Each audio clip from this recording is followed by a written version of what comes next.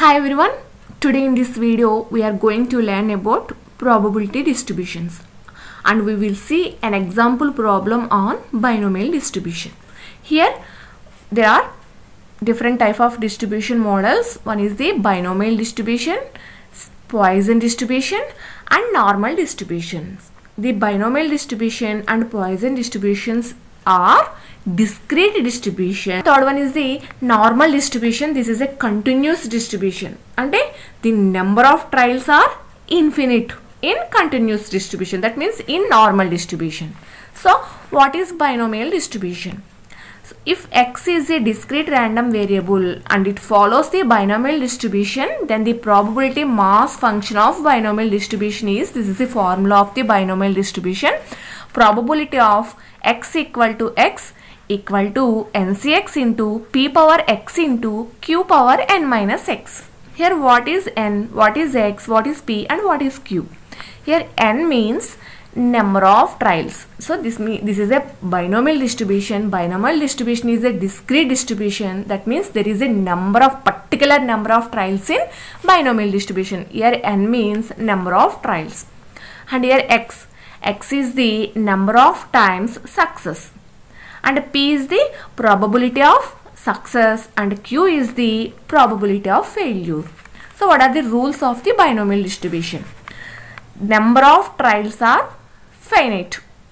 That means there is a definite number of trials. All the trial results are independent. Probability of success p and probability of failure q are constant for each trials. That means the probability of success stays the same for each trial because there is only a success or a failure in the binomial distribution. What are the properties of the binomial distribution? So in the binomial distribution, what is the mean formula? Mean is denoted by x bar. So in the binomial distribution, x bar equal to np. Actually గా మన x bar arithmetic mean formula ఏంటి, summation x by n చేస్తాము. So ఈ mean గా ఎలా తీసుకుంటామంటే binomial distribution లో n into p. And variance is denoted by sigma square. Variance equal to npq and n into p into q.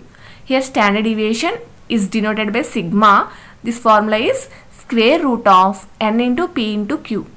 So I repeat once again, binomial distribution mean formula equal to np, binomial distribution variance formula equal to npq, and binomial distribution standard deviation formula equal to square root of npq. Square root of npq. Okay. Here example problem on binomial distribution. A coin is tossed 12 times. What is the probability that the getting head is at least 10 times? Here ఒక coin అనేది 12 times toss చేసినప్పుడు so అందులో head అనేది 10 times at least 10 times రావడానికి ఎంతవరకు probability ఉన్నది అని అడగడం జరుగుతుంది. హియర్ ఇక్కడ అట్లీస్ట్ 10 అన్నాడు. హియర్ నెంబర్ ఆఫ్ ట్రయల్స్ అనేవి 12. హియర్ మనకి ఇది బైనామియల్ డిస్ట్రిబ్యూషన్ కాబట్టి సో దీంట్లో మనకి డెఫినెట్ నెంబర్ ఆఫ్ ట్రయల్స్ ఉంటాయి కాబట్టి ఇక్కడ 12 టైమ్స్ అనేది టాస్ చేయడం జరిగింది. సో అలాగే అక్కడ ఇందులో మనకి అట్లీస్ట్ 10 టైమ్స్ గెట్టింగ్ హెడ్ అన్నాడు. ఇక్కడ అట్లీస్ట్ అన్నాడు కాబట్టి మనం ఎలా తీసుకుంటామంటే solution probability of x greater than or equal to 10.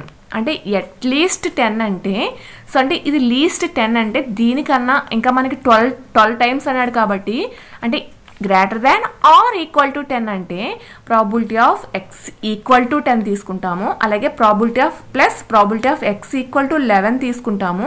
అంటే 12 టైమ్స్ టాస్ చేశాడు కాబట్టి probability of x equal to 12 తీసుకుంటాం. ఓకే.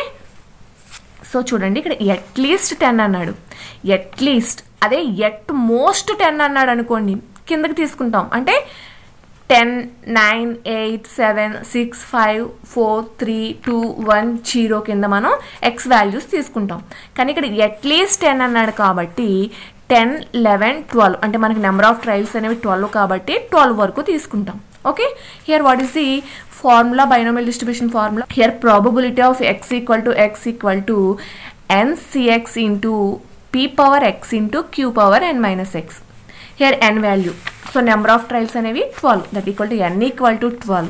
ఎక్స్ ఈక్వల్ టు మనకి అట్లీస్ట్ 10 అన్నాడు కాబట్టి అంటే ఎక్స్ వాల్యూస్ అనేవి 10కి గ్రేటర్గా తీసుకుంటాము, అంటే ఈక్వల్గా 10 or greater than or equal to తీసుకుంటాం కాబట్టి 10, 11, 12 వరకునే ఎందుకు తీసుకున్నామంటే మన నెంబర్ ఆఫ్ ట్రయల్స్ అనేవి 12 కాబట్టి 12 వరకు తీసుకుంటాం. సో అంటే PQ అంటే probability of success and probability of failure. అంటే ఒక కాయిన్ టాస్ చేసాము అంటే there are equal chance to probability of success and failure. So అంటే హెడ్ పడచ్చు, టేల్ పడచ్చు. సో మన ఇక్కడ కాయిన్ ప్రాబ్లం కాబట్టి ఇక్కడ మనకి ఎలా తీసుకుంటాము అంటే ప్రాబబిలిటీ అనేది ఈక్వల్ టు 1, దెన్ మనం ఆఫ్గా తీసుకుంటాము అంటే 1/2 1/2 అంటే 1/2 అంటే P equal to 0.5, Q equal to 0.5. So here మనకి ఫార్ములా యూజ్ చేసి ఎలా చేయాలి అంటే ప్రాబబిలిటీ ఆఫ్ ఎక్స్ ఈక్వల్ మనకి ప్రతిసారి ఫార్ములాలో ఎక్స్ వాల్యూ అనేది 10 ఒకసారి, 11 ఒకసారి, 12 ఒకసారి తీసుకుని చేస్తామన్నమాట. So probability of x equal to first మనం 10 తీసుకుందాం x value. So then formula what is the formula NCX.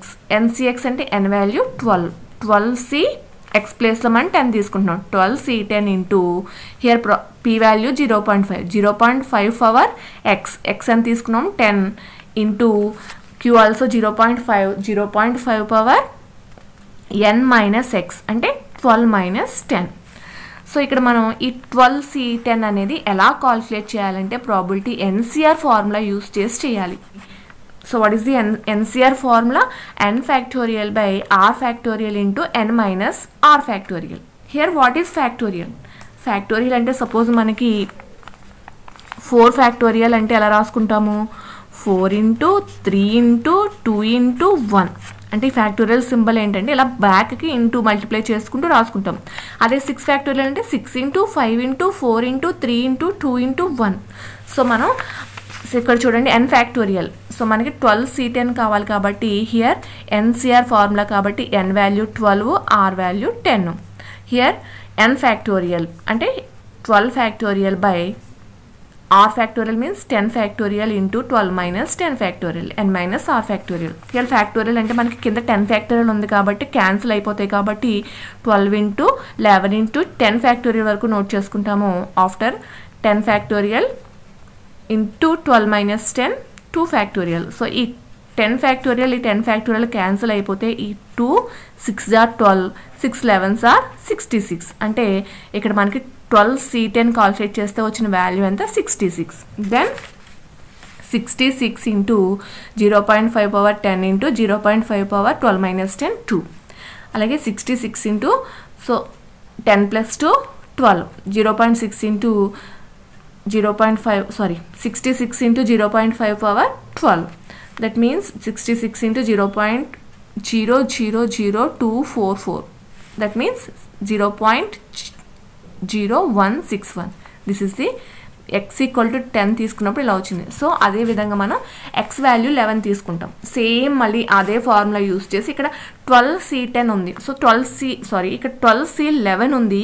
So ఇలా ఉన్నప్పుడు మనం 12C11 కాల్కులేట్ చేసుకుంటే మనకు వచ్చేది సో ఈ రెండింటి మధ్య ఒకటి డిఫరెన్స్ ఉంటే కనుక 1 డిఫరెన్స్ అనేది ఉంటే కనుక మనకు సేమ్ ఈ నెంబర్ వస్తుంది. మనం ఇదంతా కాల్కులేషన్ చేయగలదు, డైరెక్ట్గా వేసేసుకోవచ్చు.